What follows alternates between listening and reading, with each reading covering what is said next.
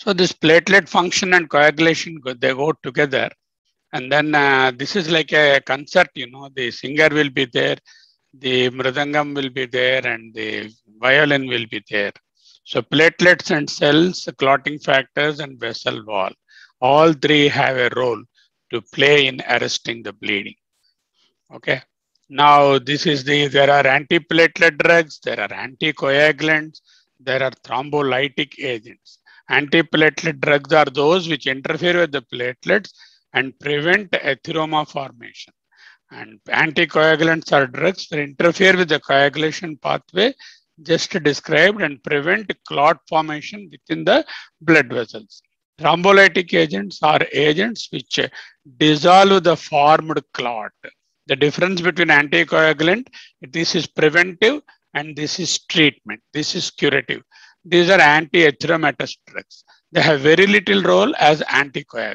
Many a time you have a doubt, he is already an antiplatelet drug. Should I use an anticoagulant? Yes, because that is an anti-atheroma drug, antiplatelet drug, and this is an anticoagulant drug. Thrombolytic agents are those which lyse the already formed clot. For example, streptokinase or your RTPA, whatever it is. Okay. Now, when there is a breach in the endothelium, the first thing that happens is A. A is adhesion, activation of the platelet, and aggregation of the platelets. And that leads to exposure of the acidic phospholipids are secreted and they are left out. And this AAA secretion of preformed mediators like ADP, thromboxane A2, and platelet activating factor. And that results in further aggregation of the platelets. It is a chain reaction. All these, biscuit colored boxes, platelet reactions. And what happens once the acidic phospholipids are produced, there is an in vivo pathway is there, and there is a contact pathway is there. This is the intrinsic pathway, and this is the extrinsic pathway. The intrinsic pathway and extrinsic pathway both lead to the final step of 10 to 10A, and that 10A is a very active substance, converts thrombin into prothrombin into thrombin. This is prothrombin. Factor 2 is prothrombin into thrombin. And the thrombin converts fibrinogen into fibrin, which again, entraps the aggregated platelets, and a thrombus is formed. This is summarily what is happening. Okay. From the platelet side and from the coagulation front. And the initial activation for the coagulation pathway comes partly from the platelets, as you can see here. So this is what is just described, and we have an extrinsic pathway, we have an intrinsic pathway, we have a common pathway, we have a fibrinolytic pathway, and there is a feedback. In all this is the intrinsic pathway, this is the extrinsic pathway, and this is the common pathway. So there are three pathways. They are Y-shaped, like intrinsic and extrinsic. They meet at the crossroads, and there is a plasminogen pathway, which is the fibrinolytic pathway to stop the excess clotting. So that is why our blood is not clotted, because of the balance between the clotting factors, clotting mechanism, and the fibrinolytic pathway. Okay. So you see, once there is a discontinuity in the vessel, there is a contraction. First thing happens is vasoconstriction, then the platelet plugging, then the fibrin plugging will be there. So this is an activated platelet plug, which is the white clot, then forms the red clot with the fibrin mesh, and the fibrin mesh is like this, in which the red cells, platelets, and formed elements are entangled. So this first step is endothelium and collagen. They come in contact with the platelets. Platelets immediately form a hemostatic plate. Then collagen in the blood vessel, endothelium is activated by the platelets, and they adhere to each other and seal it temporarily. And that is replaced by a permanent clot. And the fibrinolytic pathway will come and remove the excess clot. Just like the mason puts the cement on the wall and then keeps whatever is required and scrapes off the remaining, the fibrinolytic pathway scrapes off the excess clot and perfectly seals the damage. Okay. And that is the formed fibrin mesh, which happens with the factor 13. Now you see this is the activated platelet here, and the activated platelet under the electron microscope looks like that. These are the quiet platelets. This is the activated platelet, very active platelet. And this adheres and aggregates and produces the phospholipids, which trigger the IS1. These are true electron micrograph pictures in the bottom. The one is a schematic. This is a schematic representation. This is not how it looks like. And these are electron micrographs. This is also an electron micrograph of what exactly they look like. Now, as you see here, the hemostasis, there are three main steps. One is the vascular spasm. Second is the platelet function. The third one is the soft clot or the white clot. And then the coagulation or the firm clot. And finally, clot lysis and retraction. Here are the 3 A's: adhesion, activation, and aggregation. And then a soft clot is formed. That soft clot will not last long for more than a few minutes. Then it is to be replaced by a firm clot, which is exactly the clotting mechanism. You can see the whole thing is represented diagrammatically in the left-hand side. First and foremost thing is the von Willebrand factor. This von Willebrand factor has got multiple hands.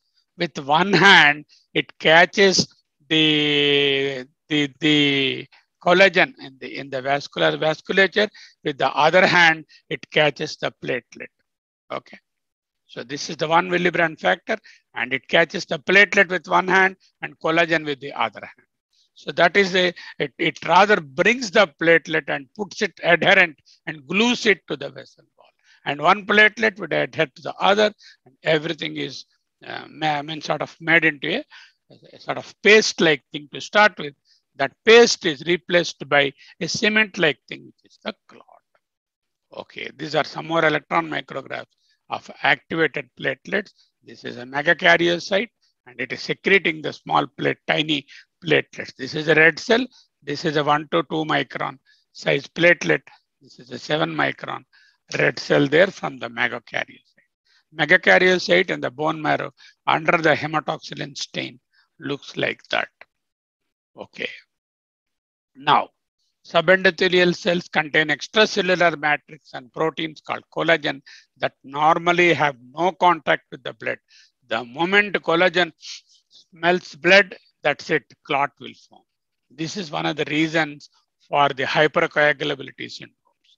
When exposed after injury, platelets aggregate at the site by mediation of VWF, von Willebrand factor, that binds with one hand to the platelet receptor and with the other hand to the collagen on the subendothelial tissue.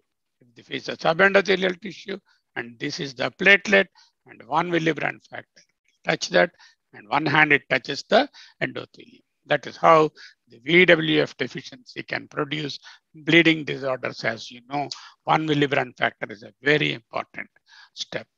Now, what are the various factors you should now know? 1 is fibrinogen, 2 is prothrombin, 3 is tissue thromboplastin, 4 is ionogen calcium, 5th is acetoglobulin or labile globulin, and 6th is no more there. This is part of factor 5. Factor 7 is proconvertin or SPCA, and this is the factor 7 is the intrinsic pathway. Factor 8 is AHA, antihemophilic factor A. This is the one, the deficiency of which causes hemophilia A. Christmas factor, PTC, causes hemophilia B, and factor 11 deficiency causes hemophilia C. This is called AHFABC. Stewart power factor, this is the central mechanism for both intrinsic and extrinsic pathways. The 10 to 10A is very important. Hegman factor is the contact factor, and Fitzgerald factor is the fibrin stabilizing factor, converting fibrin monomers into fibrin multimers with cross-linking between the fibrins. So you remember all these things. Important thing is remember the intrinsic and extrinsic pathway, because the testing is different, the drugs acting there are different, and the factors production sites are different. So now we will make it very simple. We call it as intrinsic and extrinsic pathway. And intrinsic pathway, we call it as PTT pathway. Okay, partial thromboplastin time pathway. PTT is partial thromboplastin time pathway, and PT is prothrombin time pathway. PT is prothrombin and PTT is partial thromboplastin. You cannot use the test interchangeably. If you want to test the extrinsic pathway, you have to use the prothrombin time. If you want to test the intrinsic pathway, you have to use the activated prothrombin PTT, APTT, you have to activated thromboplastin time. Okay.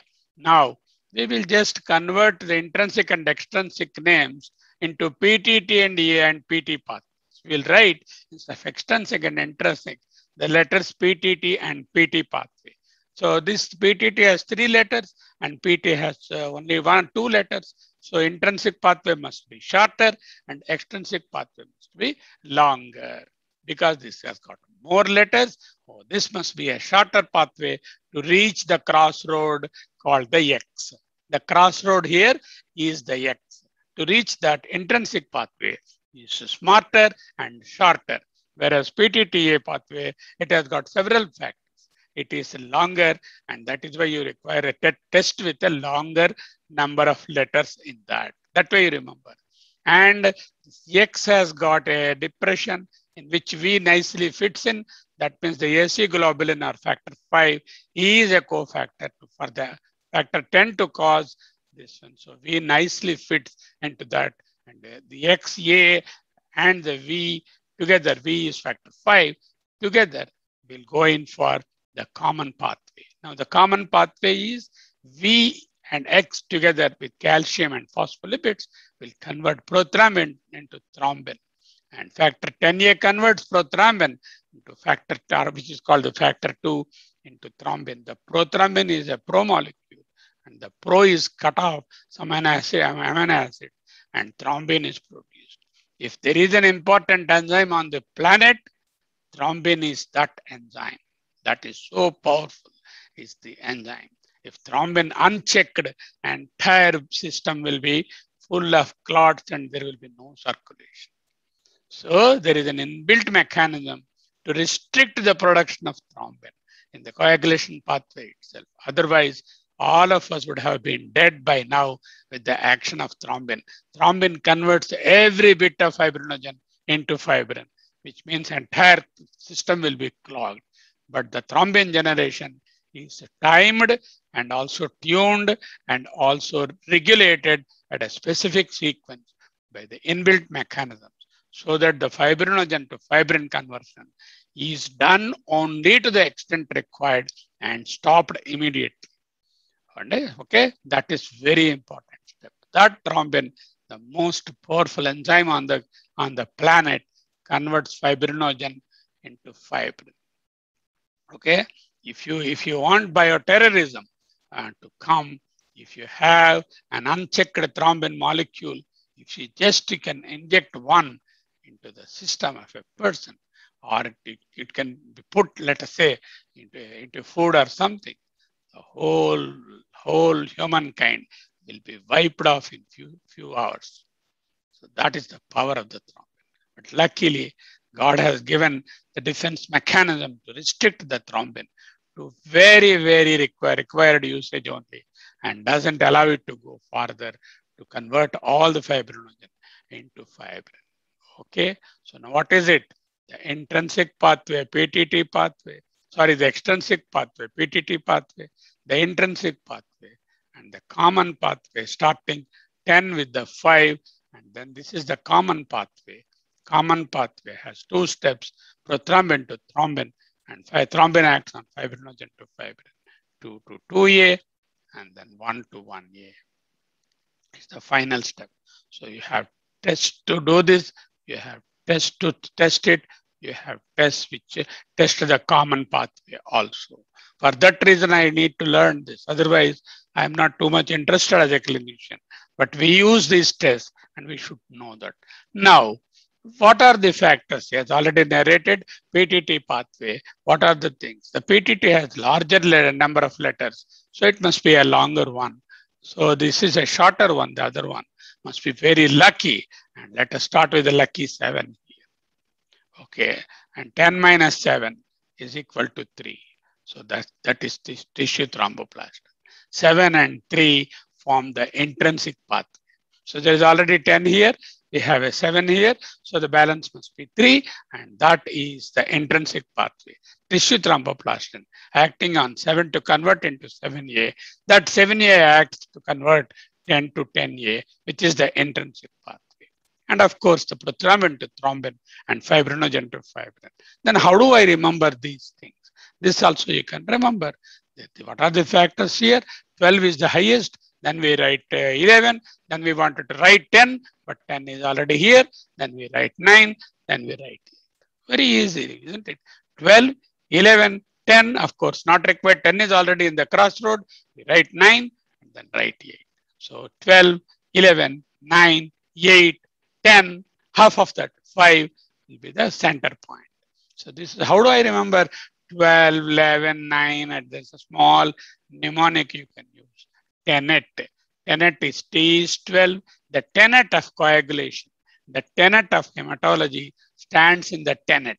T is 12, E is 11, N is 9, E is 8, and T is, of course, 10 at the crossroad. So we now remembered PT pathways, the shorter pathway. It starts with the 7, lucky 7, minus 10, 7 minus 10, 10 minus 7 is 3. So these are the two factors which work here. The other side, we have a tenet. What is tenet? T is 12, E is 11, N is 9, E is 8, and T is again the 10, which is the crossroad. Okay, 12, 11, 9, 8, and 10. And this 10, of course, 7, 3 plus 7. Of course, it must make 10. So that is the 10 there. All these lead to the common pathway. Okay. Now we have got the common pathway, and the test for this pathway, whenever I am using warfarin, this is the test. Whenever I am using heparin, this is the test. Whenever I want to test both the pathways, thrombin time is the test. Thrombin time measures both the pathways. Supposing why I require it, I give you 3 results. APTT prolonged, APTT, PT, and then the thrombin time. Okay. If I tabulate them, I will know which pathway is at fault. Intrinsic, extrinsic, common. Now, one of you tell me in intrinsic pathway, which test will be abnormal? Okay. Now I am giving it as a clinical implication for that. Now I'll put a table here. Okay. APTT, which is a test for the intrinsic, which is a test for the extrinsic, PT for the intrinsic, and common pathway. That is the thrombin time. TT. Now, which is abnormal? Intrinsic, extrinsic, common. APTT is abnormal in the intrinsic, PT is normal. This is prolonged because intrinsic pathway finally has to go through the common pathway. And extrinsic pathway, this is normal. And this, what is that? Oh, sorry. So APTT is the intrinsic, that is right. And extrinsic is normal here. Here the intrinsic is normal. The extrinsic is prolonged. Common is prolonged. If there is only a problem with the common pathway, these are normal, but this alone is prolonged. Depending on these values, I can say which particular pathway of the patient is affected. For that reason, I will have to use the test and understand the coagulation pathway in such clarity. Okay. Now, let us go to the next slide. So this is, of course, a more schematic representation. Yeah, this is the summary slide. And this is the extrinsic pathway. This is the intrinsic pathway. APTT is the test here. Prothrombin time is the test here. Thrombin time is the test here. Okay. What does this prothrombin time assess? It assesses my 7. Okay. That's very important. And factors 1, 2, 5, and 10. 5 and 10 are here, and 1, 2 are here. Of course, it assesses these 3. And the third factor, of course, is the factor 3, tissue factor. Okay. Prothrombin time prolonged means Either one of these factors is at fault.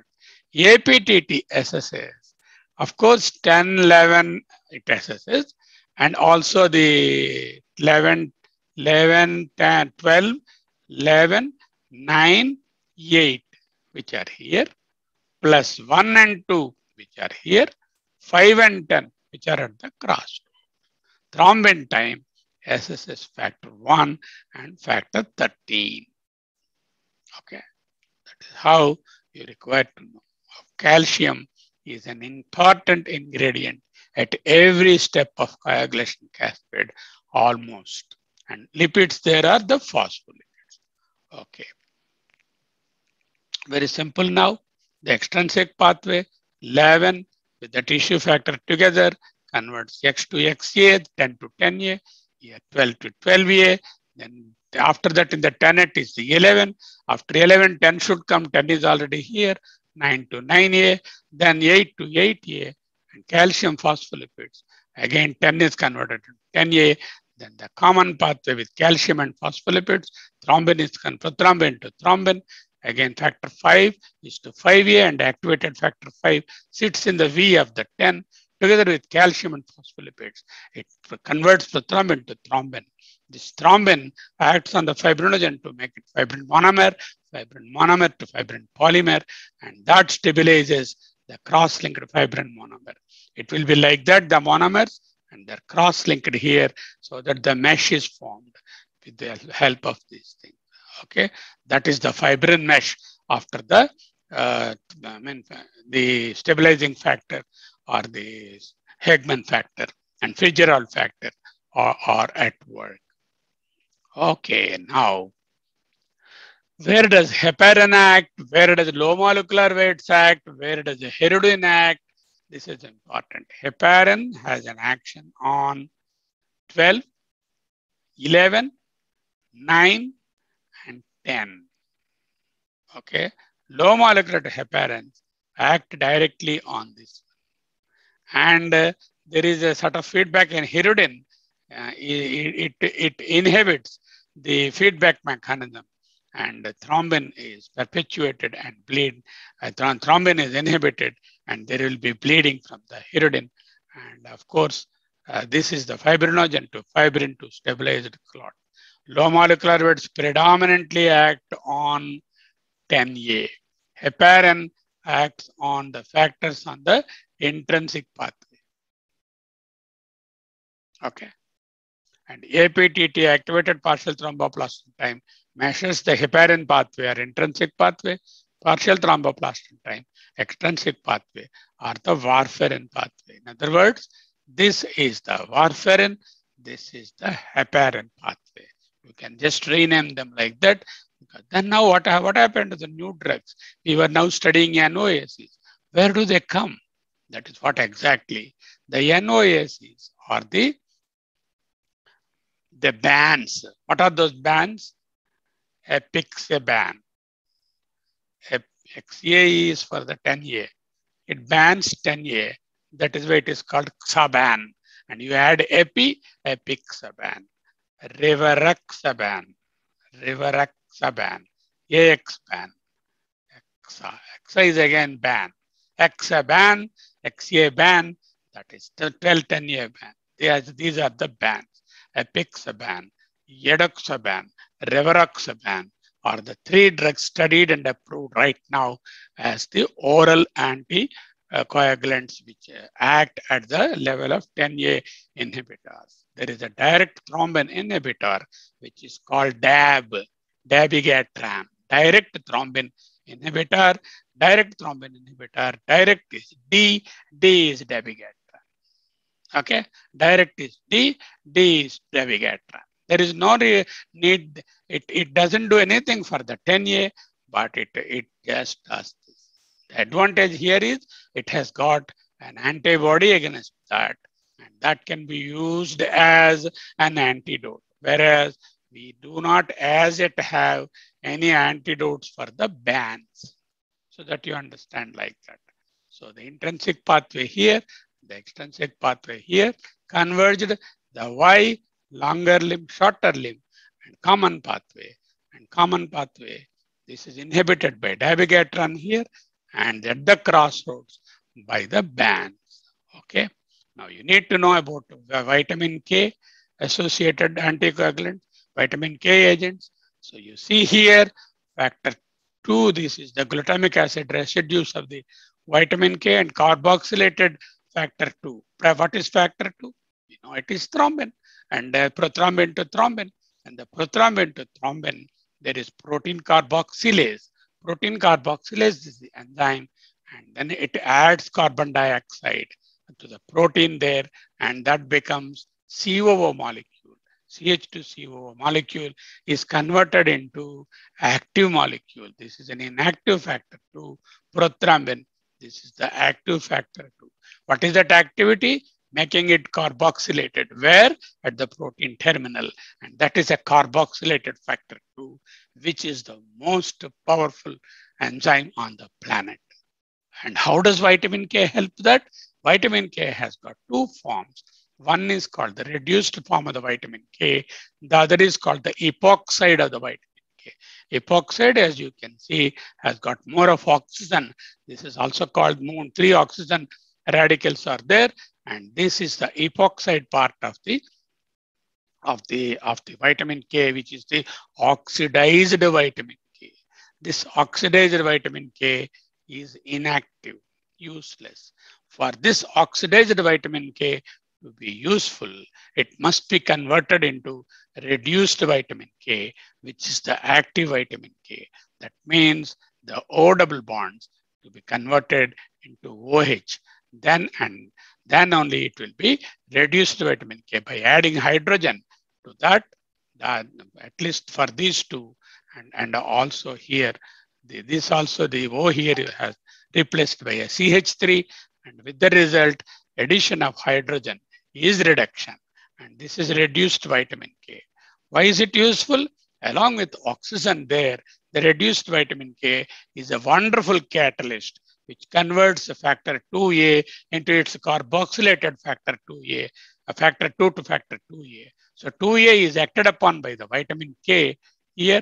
This is nothing but the reduced form of the vitamin K. Okay, in the process, what will happen? It will again become an epoxide. The reduced vitamin K becomes oxidized. And once it is oxidized, because oxygen is taken in here, the reduced vitamin K becomes oxidized. In the process, it catalyzes that reaction.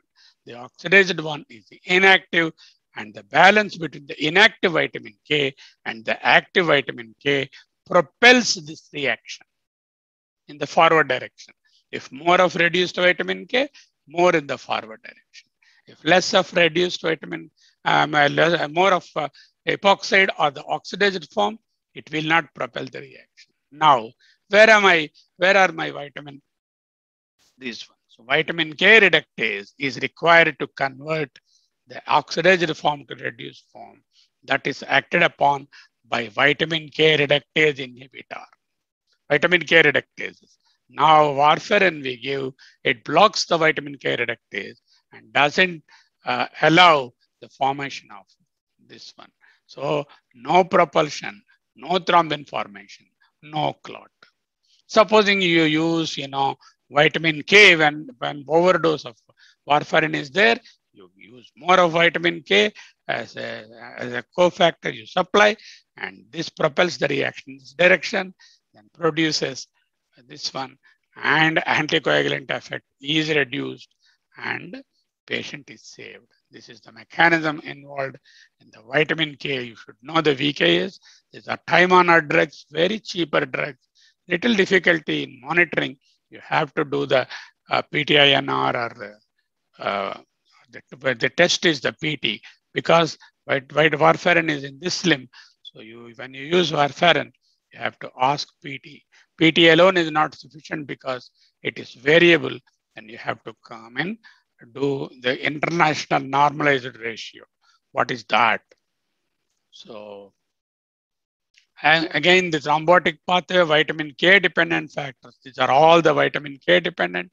These are the heparins where they act, and then the arterial clotting, primarily platelets, venous clotting, primarily fibrins. Arterial clots are white clots, venous clots or red clots. That is, so what are the tests I note? Platelet count, bleeding time, 1 millibrand factor SA, platelet dependent coagulation flow, PTINR, APT, APTT, thrombin time, protein C and S, antiphospholipid antibodies, and mixing studies. These are the various studies which we require in a coagulation disorder. Remember these tests and apply judiciously what is required. So what is INR? Most of you may not know what is INR. Thromboplastin is used to test, is calibrated with reference to the preparation. So when we, in these tests, the PT, what we do is we add to the patient plasma a prepared thromboplastin and see how quickly the blood clots. Because thromboplastin is the intrinsic part, is the extrinsic pathway. The extrinsic pathway thromboplastin, when it combines with the 7 in that blood, and then it should form a clot. And then we are adding the thromboplastin because there is no extrinsic injury here in the lab. When there is an injury to the vessel wall, the tissue factor is produced, which is thromboplastin. In the lab, we are adding the thromboplastin, and the thromboplastin is not uniform. It is calibrated with a reference preparation. Convert the prothrombin time into ratio measured with locally prepared thromboplastin into the INR. Because each batch of thromboplastin added will have a different reference in it. INR is equal to observed prothrombin time by the control prothrombin time times the ISI. Yes, let us say the observed prothrombin time is 20, control is 15. That is not just a ratio. You have to raise it to the power of ISI. This ISI usually is between 2 to 2.6. International Sensitivity Index, it is called, a measure of the responsiveness of the thromboplastin preparation to reduction in the vitamin K dependent coagulation factor. So most rabbit brain thromboplastins in the ISI range of 2 to 2.6.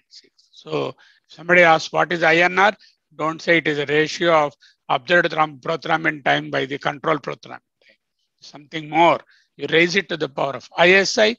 As I told you, the ISI is dependent upon the thromboplastin preparation at the local site. And the vial will have, the thromboplastin vial will indicate what is the ISI value there. Depending on that, you make this calculation. Okay.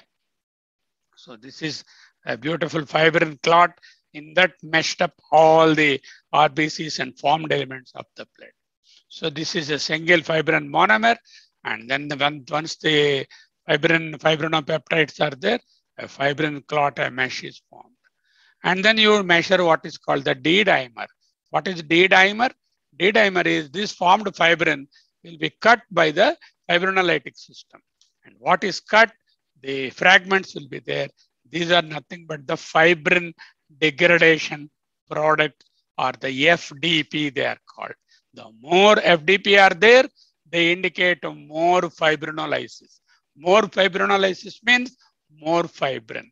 That means more intravascular clotting.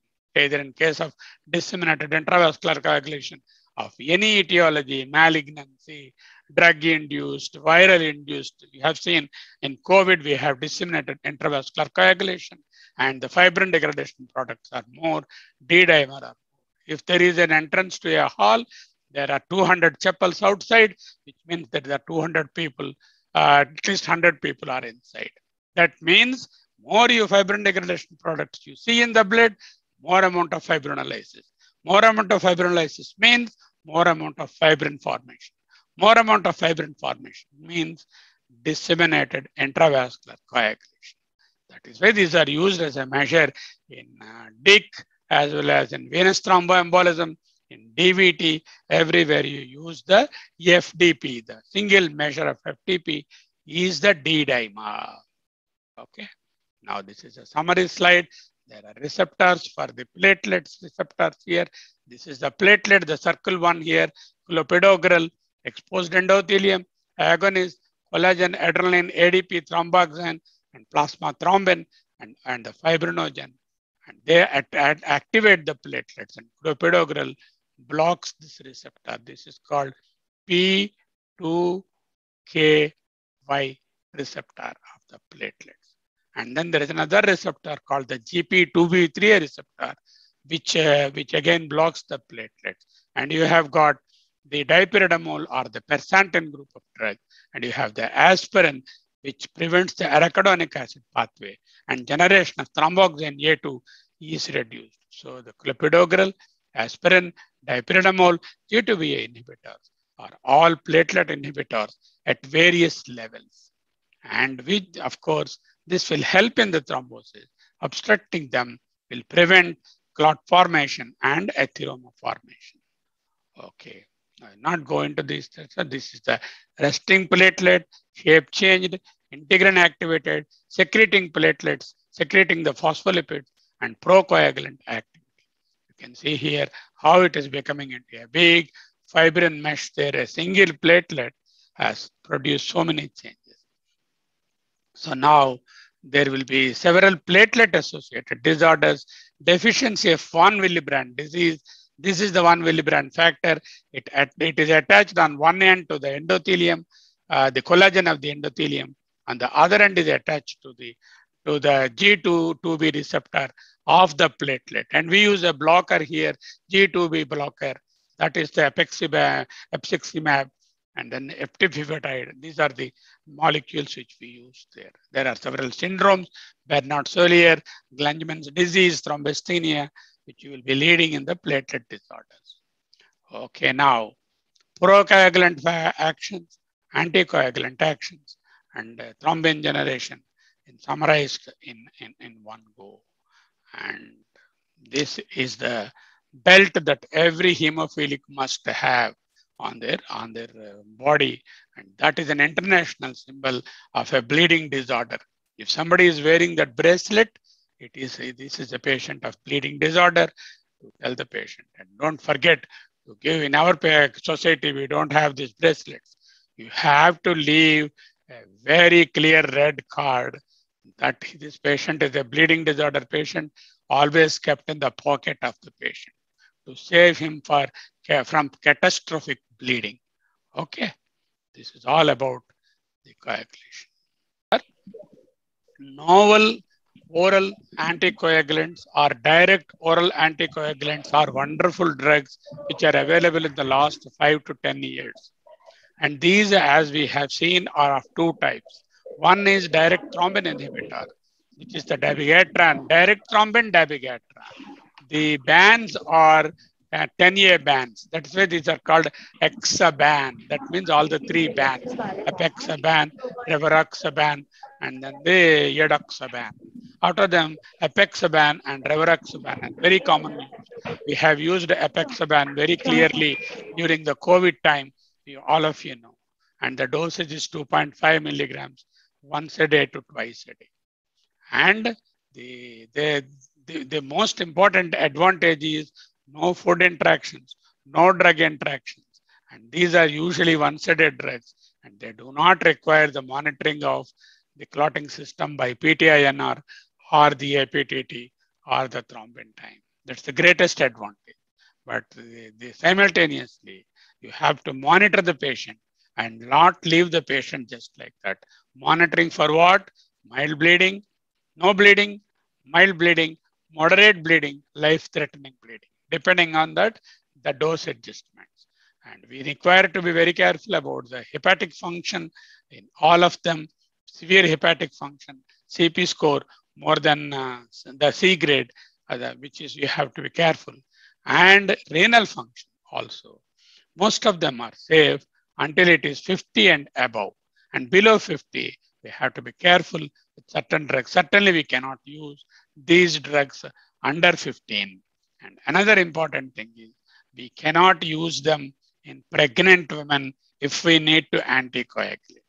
Because in pregnancy, we have to use only low molecular weight heparins and not the novel anticoagulants. So that is the summary of novel anticoagulants. And we have an antidote, the antibody for the dabigatran. We don't have a specific antidote for the other three. Okay. And the tests to monitor are rather not very standardized in the laboratory. That is why we don't monitor it in the test, but we only monitor the patient. Okay.